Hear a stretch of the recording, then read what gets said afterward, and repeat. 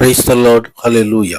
Zion வேதாகம ஆய்விற்கு அன்போடு கூட இயேசு கிறிஸ்துவின் நாமத்தில் உங்களை வரவேற்கிறேன். இன்று தினத்திலும் யாத்திராகம புஸ்தகம் அதிகாரங்கள் 21 முதல் 24 அதிகாரங்களில் உள்ள வசனங்களை தியானிக்க சர்வ வல்லமையுள்ள தேவன் நமக்கு கிருபை பாராட்டுவாராக. 21வது அதிகாரத்திலே எபிரேய அடிமைகளை குறித்ததான ஒரு காரியத்தை நாம் இங்கே பார்க்கிறோம். இஸ்ரவேலில் அடிமை வியாபாரத்தையும் பலதார திருமணத்தையும் தேவன் உடனடியாக ஒழிக்கவில்லை. ஆனால் தகுந்த பிரமாணங்களை வழங்கி அவற்றை ஒழுங்குபடுத்தினார் என்பதை இங்கே பார்க்கிறோம். இவை தேவனுக்கு பிரியமானவை அல்ல. ஆனால் ஒரு வகையிலும் மனிதனுடைய இதயத்தின் கடினமான இதயத்தின் நிமித்தமும் தேவன் இவற்றை தற்காலிகமாக அனுமதித்திருந்தார். உடன்படிக்கை புஸ்தகத்தை கொண்ட பிரமாணங்கள் அவை ஆராதனை முறையையும் சமுதாயத்தையும் ஆளுகை செய்யும். இந்த பிரமாணங்கள் பெரும்பாலும் ஆட்சி முறையையும் சார்ந்தவை. அவை இஸ்ரவேல் தேசத்துக்கும் அந்த சமயத்துக்கும் அப்பொழுது நிலவிய தேச சூழ்நிலைக்கும் பின்னணிக்கும் மட்டும் பொருந்துமானவைகளாய் இருக்கிறதை நாம் இங்கே பார்க்கிறோம். கர்த்தருடைய நாமத்துக்கு மகிமை உண்டாவதாக. தேவனாகிய கர்த்தர் அங்கே நடக்கிறதான 4 குற்றங்களிலே மரண தண்டனையை நியமிக்கிறார்.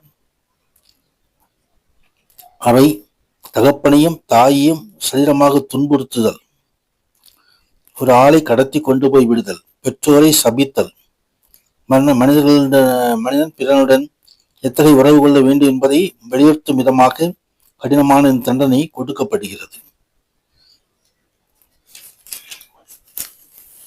தொடர்ந்து 22வது அதிகாரத்திலே எப்படி ஆஸ்திகளை பாதுகாக்க வேண்டும் என்பதை ஆண்டவர் இங்கே கற்றுத்தருகிறதை குறித்து பார்க்கிறோம். ஒருவன் ஒரு மாட்டையாவது ஆட்டையாவது திருடி அதை கொன்றால் அல்லது விற்றால் அந்த மாட்டுக்கு 5 மாடுகளையும் அந்த ஆட்டுக்கு 4 ஆடுகளையும் பதிலாக கொடுக்க கடவன் என்று ஆண்டவராகிய தேவன் அங்கே கட்டளைகளை விவரிக்கிறதை குறித்து பார்க்கிறோம். தொடர்ந்து சமுதாய கடமைகளை குறித்து வேதம் தெரிவிக்கிறது. மற்றும் மாந்திரிகம், சூனியம் ஆகியவற்றை செய்யும் பெண்ணே சூனியக்காரி என்று அழைக்கப்படுகிறாள்.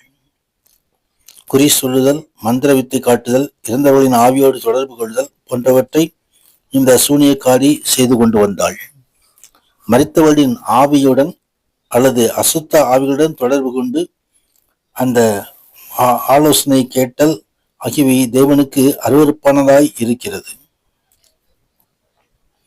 தொடர்ந்து 22 முதல் 27வது வசனங்கள் வரை தரப்பட்டுள்ள அந்த ஒழுங்கு விதிகள் விதவைகள், ஏழைகள், குறையுள்ளவர்கள் ஆகியோர் படும் கஷ்டங்களையும் துன்பங்களையும் தேவன் கண்டு மனம் வருந்தினார் என்பதை வெளிப்படுத்துகிறது. ஏழை எளியவர்களை பராமரிக்கும்படியாக ஆண்டவர் அசுத்தம் கொள்கிறார். ஏழைக்கு கடன் கொடுக்கிறவன் கர்த்தருக்கு கடன் கொடுக்கிறான், திரும்பி அவன் கொடுப்பார் என்று சொல்லி வேதம் நீதிமொழிகளிலே எழுதப்பட்டிருக்கிறது. கர்த்தருக்கு மகிமை உண்டாவதாக. அடிப்படை தேவைகளை சந்திக்கும் ஏழைக்கு பணம் கொடுத்தால் அந்த தொகைக்கு வட்டி வாங்கக்கூடாது என்று சொல்லி தேவன் தடை விதித்தார். இவ்வாறு ஏழைகள் ஐஸ்வர்யவான்களை சுரண்டி கொடுமைப்படுத்துவதை தேவன் தடுக்க விரும்பினார் என்று வேதம் தெரிவிக்கிறது. 23வது அதிகாரத்திலே நீதி, இரக்கம் ஆகியவைகளை குறித்தான கட்டளைகள் கொடுக்கிறதை நாம் பார்க்கிறோம். தேவன் அவர் நீதிபரர், நீதியின் தேவன், நீதியின் சூரியன். அவர் நீதி வழங்கும்படியாக அவர் தாமே கிருபை செய்கிற தேவனாக இருக்கிறார்.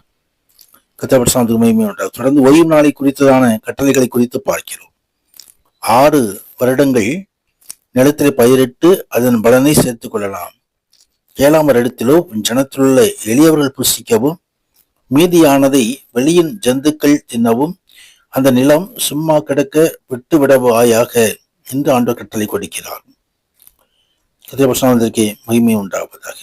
அது திராட்சை தோட்டமானாலும் ஒளிய மரமானாலும் ஒளிய தோப்பானாலும் அது அப்படியே செய்ய வேண்டும். தொடர்ந்து 6 நாள் வேலை செய்து 7வது நாளிலே உன் மாடும் உன் கழுதையும் இளைப்பாறும்படியாக உன் அடிமை பெண்ணின் பிள்ளையும் அந்நியரும் இளைப்பாறும்படியாக ஓய்ந்திருக்கும்படியாக ஓய்வு நாள் கொடுக்கப்படுகிறது.